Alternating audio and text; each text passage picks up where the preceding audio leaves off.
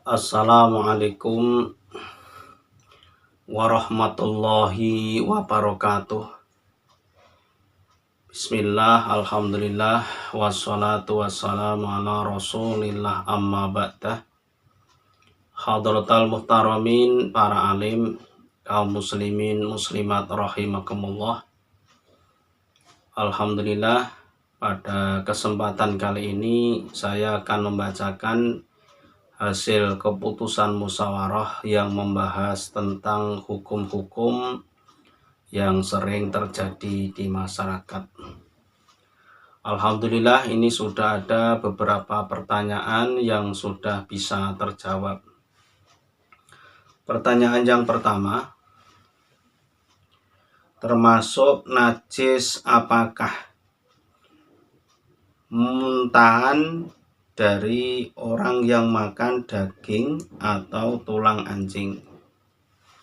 Ini ada orang habis makan daging atau makan tulang anjing, kemudian setelah dimakan dia muntah.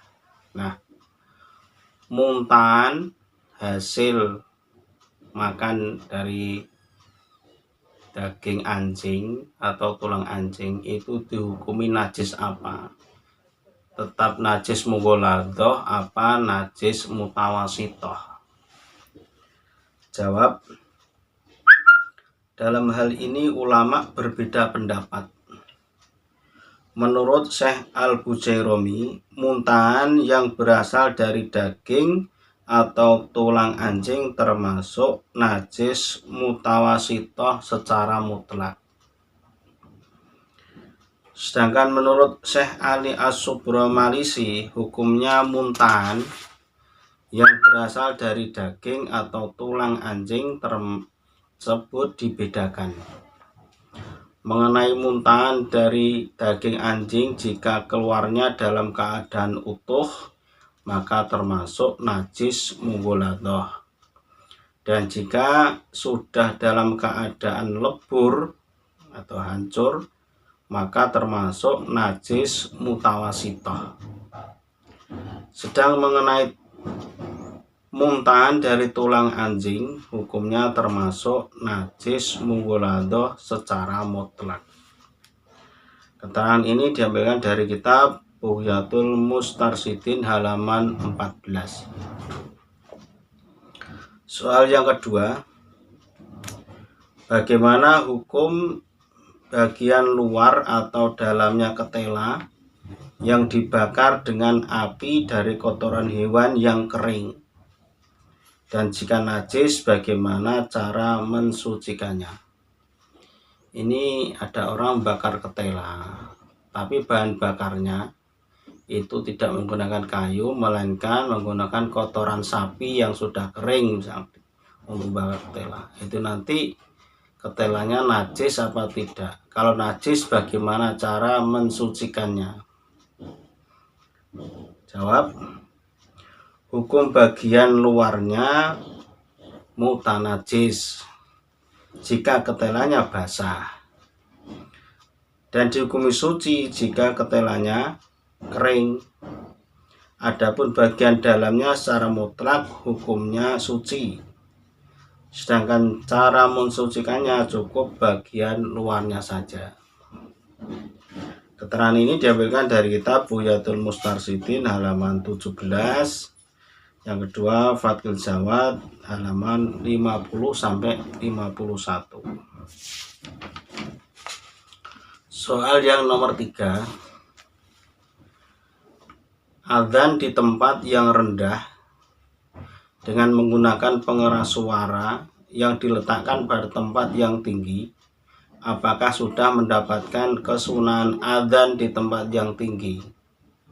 Jadi orangnya itu di bawah, terus pengeras suaranya ditaruh di menara.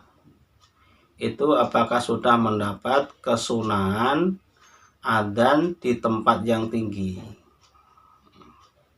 Jawab, belum mendapatkan kesunahan adzan di tempat yang tinggi, namun tetap mendapat kesunahan adzan. Jadi hanya mendapat kesunahan adzan saja.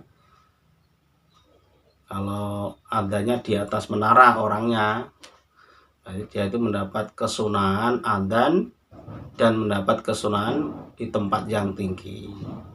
Tapi kalau cuma pakai pengeras suara, kabelnya, mic-nya di bawah, terus pengerasnya di atas menara, dia itu hanya mendapat kesunahan adzan, sedangkan kesunahan di tempat yang tinggi belum mendapatkan. Keterangan ini diambilkan dari kitab Assalamualaikum Asyarqawi juz 1 halaman warahmatullahi wabarakatuh. 2 Minhajul Qawi halaman 37. Wassalatu wassalamu ala Wa rasulillah. ibaratuhu wa yusanu aidon ayudana ala alin kamana alim waso kaum muslimin muslimat rahimakumullah. Wariziyadatil iklam. Pada kesempatan kali ini saya akan membacakan hasil keputusan musyawarah yang membahas tentang hukum-hukum yang sering terjadi di masyarakat. Alhamdulillah, ini sudah ada beberapa pertanyaan yang sudah bisa terjawab. Pertanyaan yang pertama, terima kasih, semoga keterangan ini bisa menambah wawasan kita, bisa menambah ilmu kita.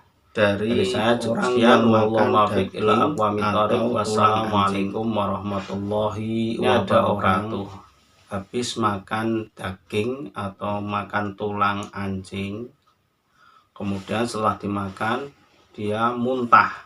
Nah, muntahan hasil makan dari daging anjing atau tulang anjing itu dihukumi najis apa? Tetap najis mughaladah apa najis mutawasitoh? Jawab, dalam hal ini ulama berbeda pendapat.